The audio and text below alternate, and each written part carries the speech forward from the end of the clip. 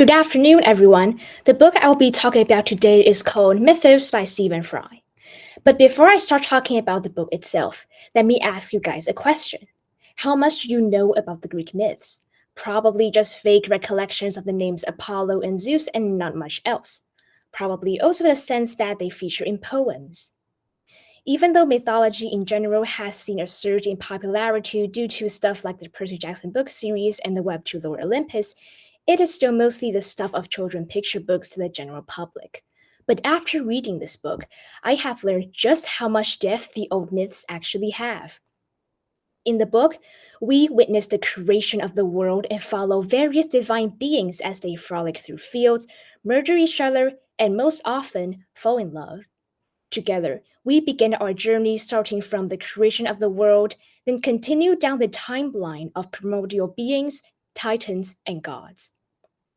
Even though there are more landmarks and names than my brain is designed to remember, the process is similar to that of venturing into complex video game worlds for the first time.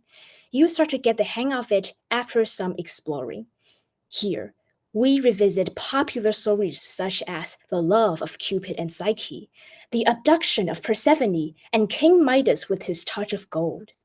There are also tons of other stories that are new to me and were pleasant surprises, and of which I will leave for you guys to find out for yourselves.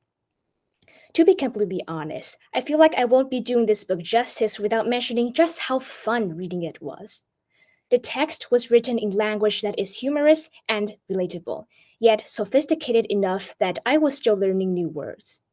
The distinctive voice of the author is one of dramatic hilarity, and combined with the fact that most Greek myths have no morals to preach whatsoever, reading the book was an extremely entertaining experience. Now, I know that this looks like a pretty thick book, but I like to think of it as dozens of easily digestible short stories. Here, each little segment can be read as a standalone story. If you're someone who is reluctant to commit yourself to long, slow burn plots, or is trying to get out of a reading slump, this is the perfect book to get yourself into the habit of reading. If you're a diehard Percy Jackson fan, like me, it'll be a nostalgic trip down memory lane. This is not your typical mythology textbook.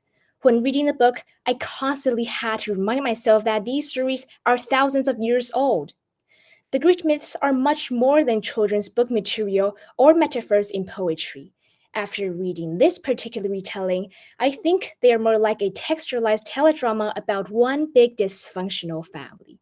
Remember to keep reading, and thanks for listening.